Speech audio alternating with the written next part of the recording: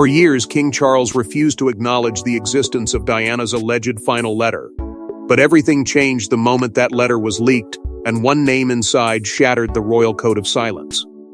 In a moment no one saw coming, Charles has spoken, and what he says sends shockwaves through the monarchy. Why now? And why is Catherine the one named by Diana herself? Before we go deeper into what this really means for the royal family, make sure to subscribe so you don't miss a single update. For decades, the palace mastered the art of silence, turning absence into protection and secrecy into survival. Every rumor about Diana's final words had been dismissed as fantasy, every whisper buried beneath protocol and polished smiles. Yet this time, the silence fractured. It began with a single leaked line, passed quietly between journalists, aides, and former confidants, a fragment from a letter no one was ever meant to see. And then came the unthinkable. In a carefully timed address, King Charles finally acknowledged what had long been denied. Not only the letter's existence, but its contents. The room reportedly froze when he confirmed it bore Diana's handwriting, her final reflections, her final warnings, and one carefully chosen name. The timing alone was enough to unsettle the nation. Why speak now, after so many years of refusal? Insiders whispered that the palace had lost control, that fragments of the letter were circulating beyond royal reach. The press office, caught unprepared, scrambled behind the scenes, rewriting statements, canceling briefings, issuing denials that arrived too late. By the time Charles stood before the cameras, the damage had already begun. Because when he uttered Catherine's name, softly but unmistakably, the monarchy's carefully balanced order tilted on its axis. Diana, it seemed, had not written merely as a grieving mother or abandoned wife. According to Charles's own strained admission, her words carried prophecy. She described Catherine not simply as William's future partner, but as a woman destined to inherit more than a crown, a woman marked by sorrow, resilience, and a burden the palace itself had failed to carry. Those closest to the king later described his voice as trembling, weighted with something far heavier than regret. There was fear in his pauses, guilt in his phrasing, and beneath every sentence, the unmistakable sound of a man haunted by truths long suppressed. Public reaction erupted within minutes. Some wept, sensing Diana's ghost had finally found her voice. Others raged, accusing the monarchy of hiding history for convenience. Catherine, once admired for her quiet dignity, was suddenly thrust into a storm she never asked for, her name echoing through headlines as both heir and omen. Social media exploded with theories, with questions no palace statement could contain. Had Diana foreseen Catherine's suffering? Or was this letter a warning about the future that still loomed? Behind closed doors, aides whispered of Charles's internal battle, of sleepless nights spent rereading lines he once ordered sealed away.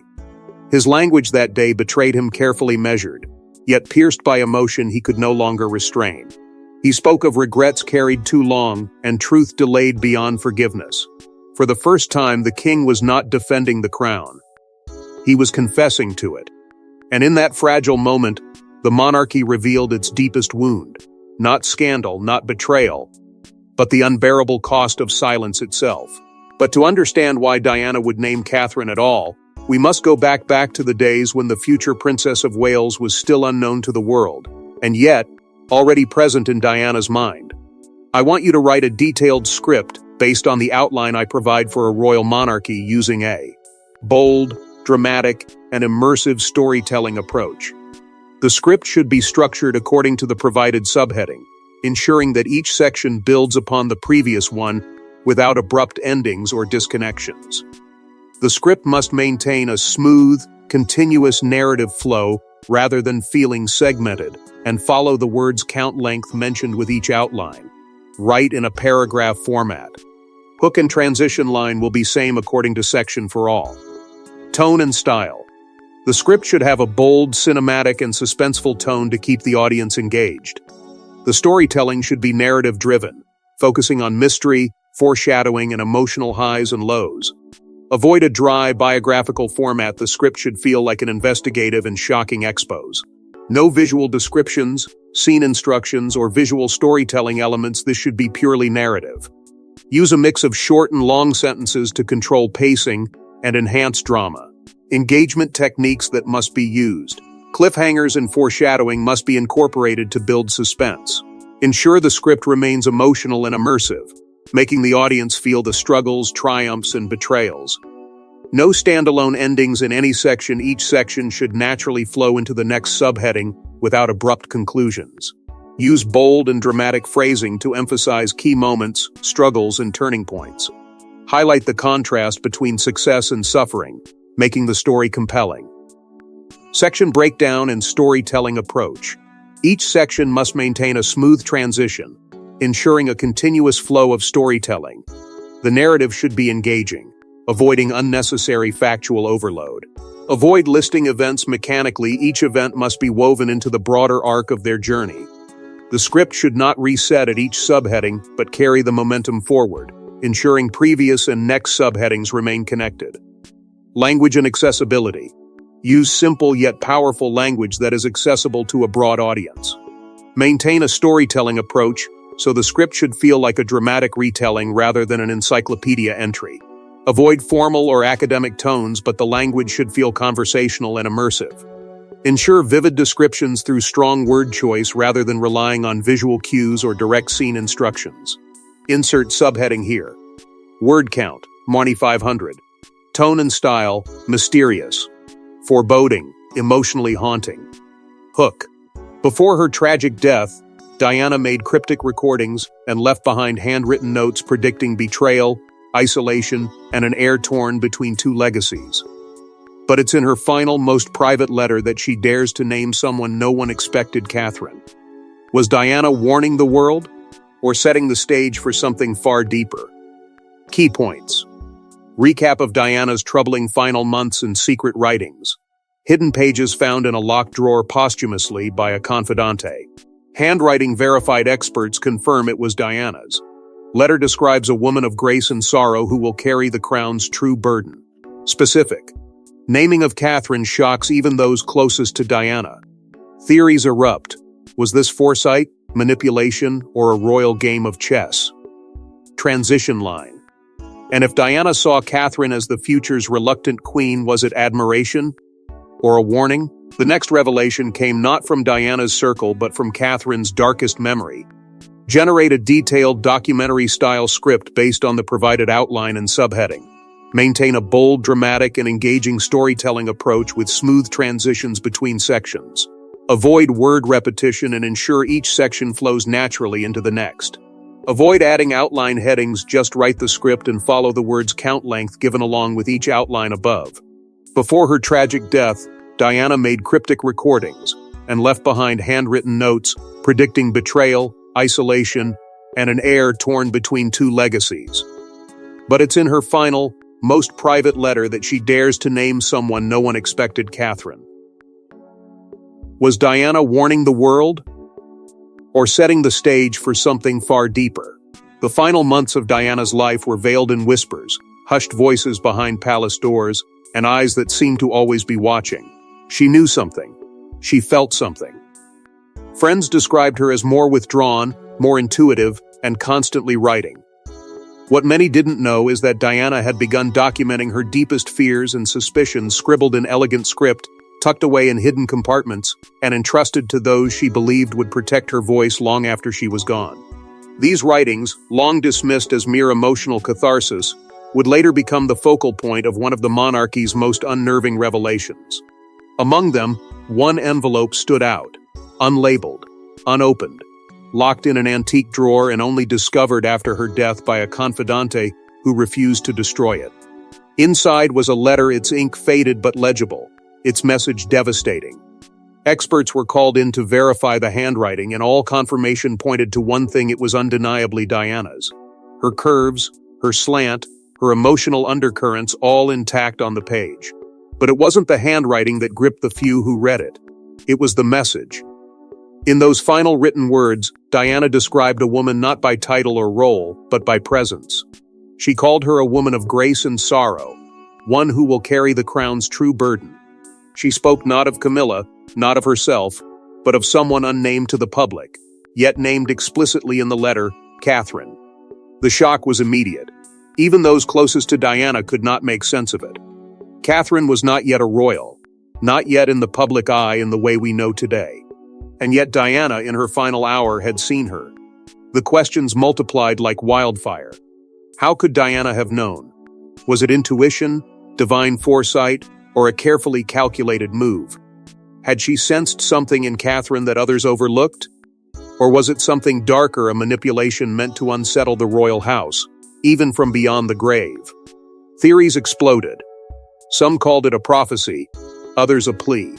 There were those who suggested Diana, sensing her own end, wanted to leave a mark so indelible it would haunt the crown forever.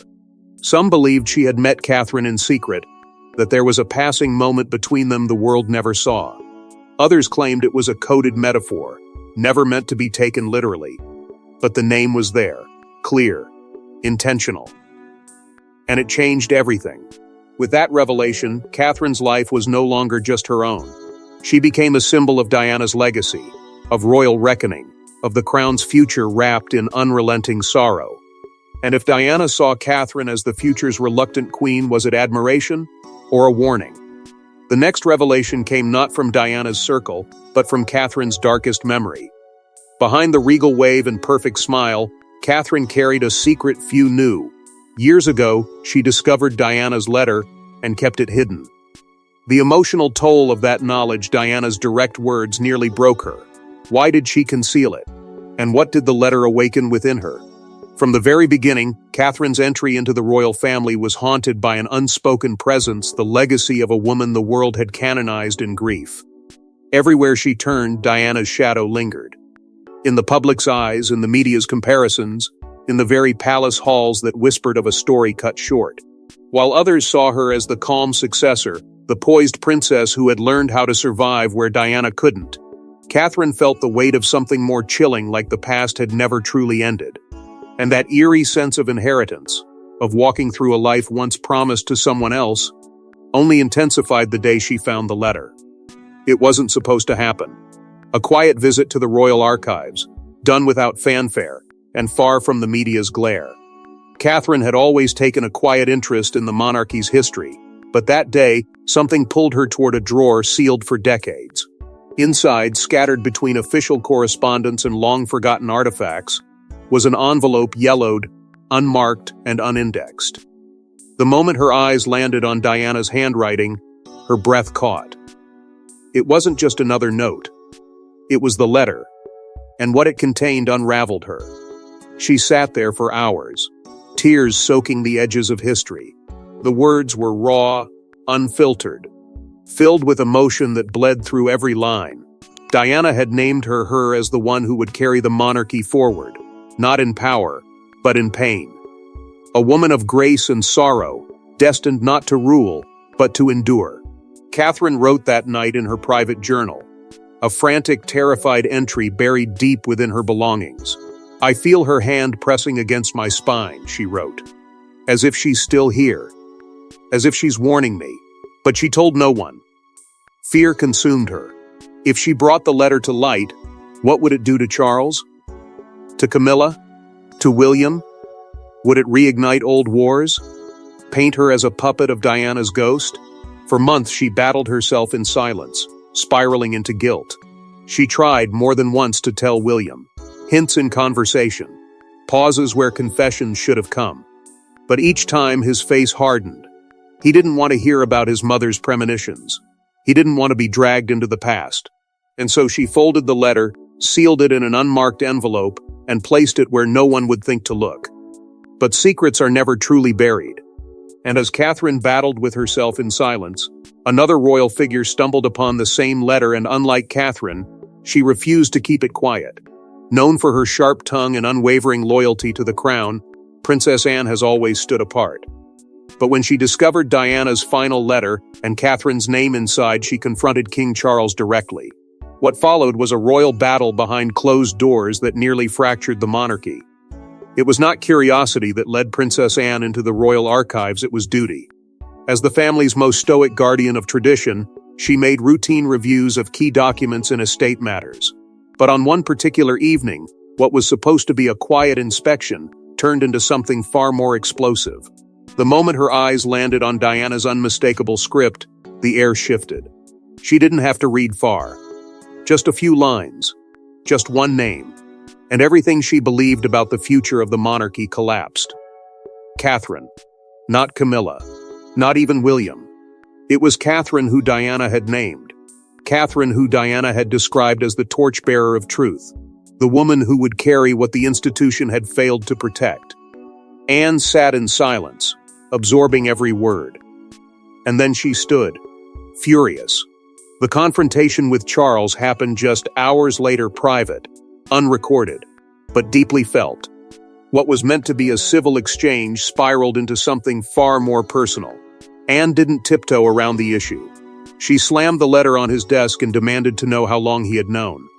At first, Charles deflected, accusing Anne of overreacting, of misinterpreting a woman whose pain had long clouded her judgment. But Anne wasn't having it. She accused him, directly and coldly, of hiding the truth not just from the family, but from the nation. Of burying Diana's words because they threatened the carefully constructed narrative the monarchy had clung to for decades. She called it betrayal. She called it cowardice. And then, in a voice that reportedly shook the room, she warned him, "If you silence her again, Diana's reckoning will find you."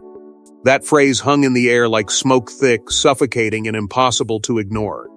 Charles reportedly lashed out, telling Anne she didn't understand the weight he carried, that she couldn't possibly fathom the damage such a revelation would cause. But Anne didn't blink. She leaned in, repeating one demand: Catherine must be told. Not as a warning, not as a threat, but as a matter of decency, of legacy, of truth. And something in Charles cracked. Witnesses said his shoulders slumped. His face paled, and for the first time he seemed to break not as a monarch, but as a man. He admitted he had read the letter long ago, and that it had haunted him ever since. But he hadn't known what to do, how to face it, how to explain it. He was terrified not of the truth itself, but of what the truth might unravel. But Anne wasn't the only one disturbed by the letter. There was someone else, watching from the shadows, who had more to lose than anyone. For Queen Camilla, Diana's ghost has always loomed large. But when the letter surfaced, the danger became real and deeply personal. With Catherine named and Charles unraveling, Camilla made one last attempt to suppress the truth. What she did next could shatter her public image forever. Camilla had spent decades trying to bury the past not just in public perception, but within the royal family itself. She had fought tooth and nail to redefine her place in history, to step out of the shadow of the woman the world would never forget. But when whispers of Diana's final letter reached her ears, something inside her cracked. It wasn't just shock, it was fear. Fear that all she had worked for would collapse in an instant, that a single page written in grief and fire could undo the delicate balance she'd spent years maintaining. The moment she learned that Catherine had been named not as a rival, but as Diana's chosen, Camilla reportedly erupted in a fit of rage so intense, it shook the very walls of Clarence House. This wasn't just a threat to her image, it was a direct challenge to her legacy. In the days that followed, palace aides described her as erratic, furious, unable to sleep. She made midnight calls, demanding answers from Charles's closest advisors, pushing them to locate the original letter and lock it away for good. But it was too late. The letter had surfaced in too many circles, seen by too many eyes. Desperate, Camilla allegedly reached out to a former royal archivist, someone known for their discretion and loyalty. Their meeting was said to be off the books, quiet, and deeply tense. Camilla asked what it would take to correct the record, to cast doubt on the letter's authenticity. But the response was firm. The handwriting had been verified, the paper had aged naturally, and the seal, Diana's seal, was indisputable. There was no rewriting this narrative. It was real. And it was unstoppable. The pressure crushed her. Behind the walls of the palace, she broke down more than once. Those closest to her said she began speaking of Diana, not in the past tense, but in the present. "She's everywhere," Camilla whispered to a confidante. "I can feel her eyes on me."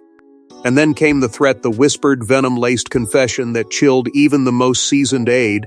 "If that letter goes public, I go down with it." It wasn't just an admission of vulnerability, it was a declaration of war. Camilla understood the stakes. If the world believed Diana had seen Catherine as the rightful future, then what did that make her? A placeholder? A mistake? And so, while the rest of the palace braced for impact, Camilla plotted in silence. But despite all her desperation, there was one thing she couldn't control: Catherine. Because while Camilla schemed behind the scenes, Catherine had finally reached her breaking point and made a decision that would change everything. He never wanted the world to know, but William had seen the letter long before Catherine did. And in a devastating twist, he made a pact with Charles to bury it. The truth, once revealed, sent ripples of betrayal through Catherine's heart and raised questions about the future king's own motives. It began years earlier, in the quiet aftermath of his father's accession, when William was granted full access to Diana's personal archive. The palace justified it as a symbolic gesture, giving her son the right to preserve or protect her memory, as he saw fit. But buried beneath the sentimental tributes and official correspondence was a folder, weathered and delicate. Inside it, William found the letter, his mother's final message. And in it, one name emerged with haunting clarity: Catherine. Diana had written of a woman who would one day carry both the love and the pain of the people. A woman who would walk her path not by choice, but by destiny. William froze. The implications weren't just emotional, they were political. This letter could ignite public frenzy. And so, in a moment that would later cost him dearly, he turned to his father. Charles, already weary from the weight of a divided legacy, didn't hesitate. He agreed the letter should remain sealed. Together, father and son made a silent pact out of fear, out of protection, or perhaps out of guilt. "It will destroy everything," Charles allegedly told him. And William, still grieving, still uncertain of his role, believed him.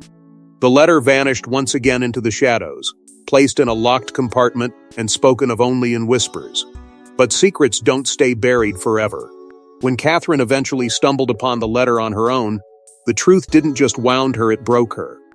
It wasn't just the content of Diana's words that shattered her. It was the betrayal. The realization that the man she trusted most, the man she stood beside through every royal storm, had hidden something so profound, so deeply personal, from her. Their silence at home grew thick, unbearable. Sources say Catherine left for her family's estate without a word. For weeks, communication between them was strained, tense, cold. The fairy tale was cracking, not under pressure from the press, but from within. And yet, in the silence, William changed. Guilt consumed him. He reread the letter, this time not as a son or as an heir, but as a husband. And he finally understood. The pact he made to protect the monarchy had come at the cost of the one person he could not afford to lose. In a quiet act of redemption, he urged Charles to step forward, to acknowledge what had been hidden, to face the truth not as sovereigns, but as men. It wasn't a grand gesture, and it didn't erase the pain, but it was a beginning. Now, with the royal family in disarray, one final twist remained: Diana's letter held a second name, buried in metaphor and mystery that no one had noticed, until now. All attention had been on Catherine. But deep within the folds of Diana's letter was a second name, hidden in metaphor, a final whisper from beyond the grave. And when decoded, it pointed to a royal figure no one expected. Someone who may one day reshape the monarchy entirely. It wasn't until a royal handwriting analyst, brought in quietly to examine the letter's composition, spotted something peculiar that the conversation took a darker turn. There, beneath the surface elegance of Diana's emotional prose, a single phrase had been underlined in a way that broke from her usual style. "He walks in both his father's shadow and his mother's fire." The team paused. They reviewed it again. And again. It didn't fit with the narrative around Catherine. It didn't reflect the same tone or intended audience. It was something else, something coded. The more they analyzed it, the more one figure came into view: Prince Harry. The phrase held weight, symbolism, fire and shadow. Diana had often spoken of her children in metaphors, especially in private. And here she seemed to be describing a boy not merely caught between two parents, but between two destinies. The royal apparatus of his father, the rebellion, passion, and raw humanity of his mother. As speculation grew, the interpretation solidified: Diana had not left behind just one heir of spirit. She had named two. Catherine as the bearer of royal weight, and Harry as the one who might ignite it. When the phrase was revealed to Catherine, her reaction was not one of jealousy or disbelief, but stillness. She reportedly sat in silence, her eyes locked on the line. No denial, no confusion, just a quiet acknowledgement that perhaps Diana had seen more than anyone had understood. And perhaps Catherine had always known that this legacy didn't belong to her alone. The public, however, was not as composed. Debate exploded. Had Diana intended for Harry to return? Was this a call to arms? A mother's posthumous blessing for the son who had since walked away from royal life? Or was it simply her way of saying that the blood that ran through him, the fire she gave him, could not be extinguished by titles, tabloids, or time? The phrase began circulating in newspapers, on broadcasts, across social platforms. It became a mantra for some, a controversy for others. And through it all, Charles remained quiet, until one off-the-record moment, in which he was overheard whispering the words that silenced the room she always knew. There were no royal statements made to clarify the meaning, no denials issued. Only silence, and that silence spoke louder than words. The monarchy had always been about structure, order, inheritance. But now, Diana's letter had undone all of that. Because her truth didn't follow bloodlines or institutions, it followed the heart. And as the world wrestled with Diana's last riddle, King Charles made the move no one thought he ever would, stepping forward. Alone, to speak the truth aloud. For decades, he remained silent. But now, before the nation and the world, King Charles stepped into the light and told the truth. About the letter, about Diana, about Catherine, and about the haunting cost of the choices they all made. His final confession isn't just about the past, it's a warning for the future. The air was heavy with anticipation, as Buckingham Palace announced an unprecedented address from the king. No scripted ceremony, no formal preamble. Just Charles, aged by the weight of secrets, flanked by a nation divided by memory and monarchy. As he stood before the cameras, his voice was steady, but the pain was undeniable. He began not with excuses, but with an admission. The letter was real, the words were Diana's, and the silence had been his. He acknowledged that for years the truth had lived in the shadows of palace walls, too dangerous to name, too powerful to face. But now, with that truth exposed, he could no longer hide behind protocol or fear. Charles apologized, not just to Catherine, whose name had been written with haunting precision in the letter, but to William, to the public, and, most painfully, to Diana herself. He called her the voice we ignored for too long, a woman whose heart had been louder than the crown, whose love had outlived her life. He admitted that he had read the letter years ago and made the deliberate choice to keep it from view, not out of malice, but out of terror. He feared what it would unravel. He feared the judgment. He feared the collapse of a monarchy built on order. But in trying to protect it, he had only buried the very humanity it was supposed to represent. With measured breaths, he spoke of Catherine, acknowledging the unimaginable burden she now carried, one placed upon her not by choice, but by history's hand. He praised her strength, her restraint, and her grace under fire, calling her a quiet pillar in a storm we caused. There were no royal platitudes, no rehearsed lines. Just a man standing in front of the world, owning the cost of silence. And then came his final words. Words that sent chills through every corner of the kingdom. Let truth be our crown from this day forward. A single sentence, but one that shattered decades of royal conditioning. The era of concealment was over. The legacy of Diana, once boxed away and mourned in whispers, had finally been brought into the light. Not as a tragedy, but as a reckoning. And as Charles walks off camera, silence falls, not the silence of shame, but the silence of reckoning, for Diana's letter has finally spoken, and the monarchy will never be the same again. Thanks for watching. Please don't forget to like and subscribe, and we will see you in next one.